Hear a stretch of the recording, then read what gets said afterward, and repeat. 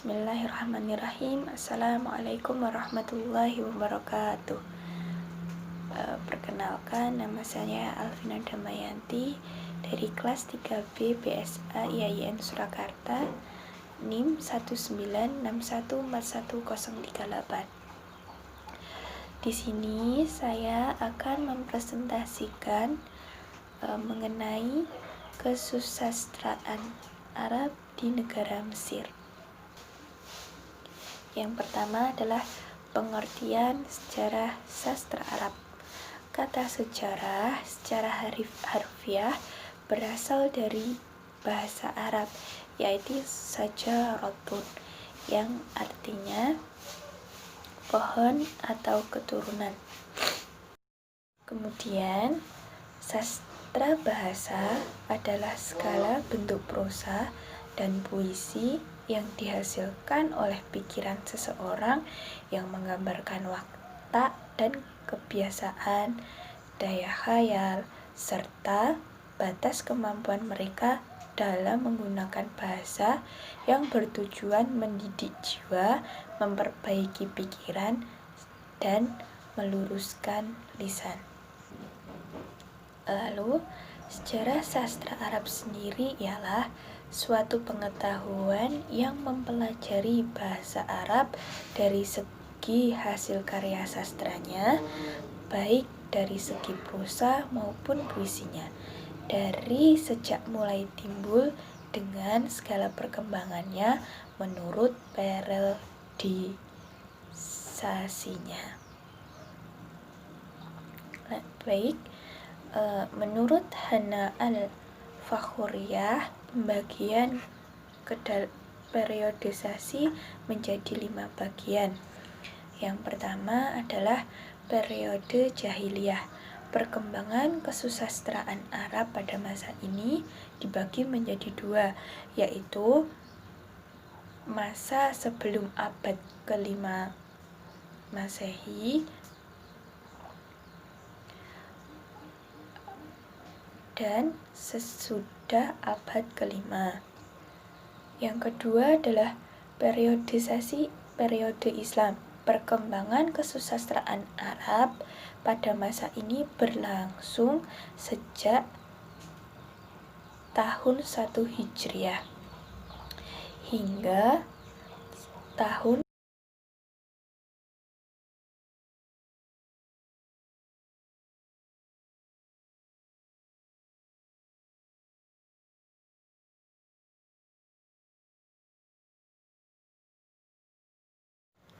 Menurut Hana al-Fakhuriyah, membagi periodisasi menjadi 5. Yang pertama adalah periode jahiliyah. Perkembangan kesusastraan Arab pada masa ini dibagi menjadi 2, yaitu pada masa sebelum abad ke-5 dan pada masa sesudah abad ke-5. Sampai dengan hijrahnya Nabi Muhammad SAW ke Madinah. Periode kedua yaitu periode Islam. Perkembangan kesusastraan Arab pada masa ini berlangsung sejak tahun 1 Hijriah atau tahun 622 Masehi hingga tahun 750 Masehi. Kemudian periodisasi Abbasiyah. Perkembangan kesusastraan Arab pada masa ini berlangsung sejak tahun 132 Hijriah atau tahun 750 Masehi sampai 1258 Masehi. Kemudian yang keempat, periode kemunduran kesusastraan Arab terjadi pada periode kemunduran kesusastraan Arab. Periode ini dimulai pada tahun 1213 Hijriah sampai 1798 Masehi. Periode ini mulai sejak Baghdad jatuh ke tangan Hulagu Khan, pimpinan bangsa Mongol pada tahun 1258 Masehi, sampai Mesir dikuasai oleh Muhammad Ali Pasha pada tahun 1805 Masehi. Kemudian periode yang keempat adalah kebangkitan kembali kesusastraan Arab. Periode ini dimulai pada pemerintahan Ali Pasha pada tahun 1805 Masehi hingga saat ini. Oke, selanjutnya adalah objek kajian sastra Arab. Yang pertama adalah prosa.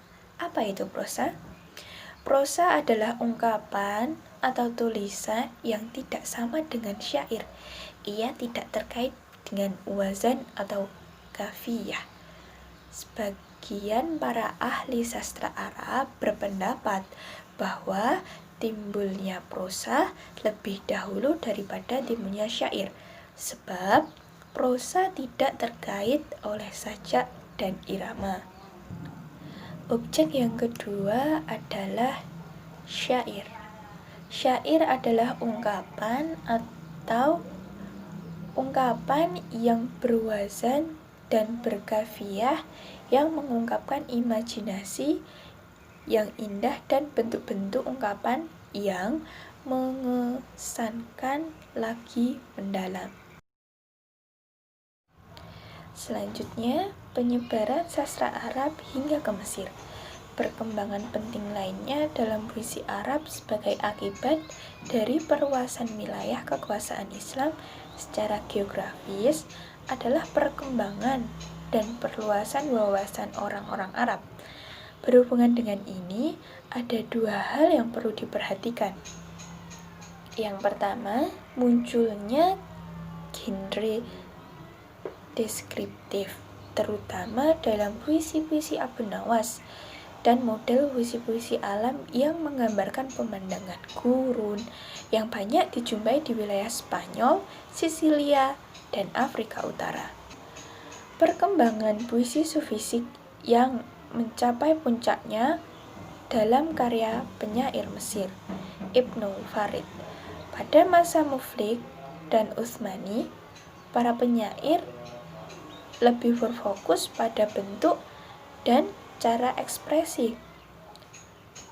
Kelihayan verbal pada akhirnya mengalami degradasi dan jatuh dalam kemerosotan kata-kata semata. Sastrawan Arab yang berasal dari negara Mesir. Yang pertama adalah Mustafa Lutfi Al-Manfaluti. Lahir di kota Mantuf, Mesir, 1876. Meninggal pada tahun 1924. Adalah penulis dan penyair Arab. Ia pernah belajar di Universitas Al-Azhar Kairo. Sebelum berusia 12 tahun, ia diketahui telah hafal Al-Quran. Kemudian karyanya yang paling terkenal adalah kumpulan artikel dalam puisi yang berjudul Al-Nazarat. Ia bersama beberapa temannya menerjemahkan beberapa buku ke dalam bahasa Arab. Yang ketiga adalah Anis Mansur. Beliau lahir di Mesir pada 18 Agustus 1924 di kota Al-Mansur. Masa kecil yang diisi dengan membaca hingga pada usia 9 tahun ia mampu menghafal Al-Quran serta syair berbahasa Arab dan bahasa asing.